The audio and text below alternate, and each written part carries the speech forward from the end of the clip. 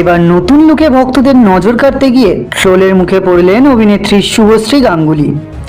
নিজের সৌন্দর্য দিয়ে ভক্তদের মন জয় করতে গিয়ে প্রায় সময় হট লুকের ছবি শেয়ার করে থাকেন তিনি। তবে এবার নতুন লুক দেখে আর প্রশংসা করতে পারছেন না ভক্তরা, বরং এই নিয়ে সমালোচনা করে চলেছেন তারা। সমালোচকদের মধ্যে একজন কমেন্ট করে বলেছেন, একদম বাজে দেখতে লাগছে দিদি তোমাকে, কি দরকার ছিল এই নিউ স্টাইল করার। আর একজন বলেছেন, শুভশ্রীদি তোমাকে আমার অনেক ভালো লাগে, তবুও না বলে পারছি না, এই লুকে তোমাকে দেখতে ভীষণ বাজে লাগছে। আবার কারোর বক্তব্য, উনি কি নিজেকে দীপিকা পাডুকোন বানাতে চান? এটা চাইলে কখনোই সম্ভব নয় এবং চেষ্টাও করবেন না।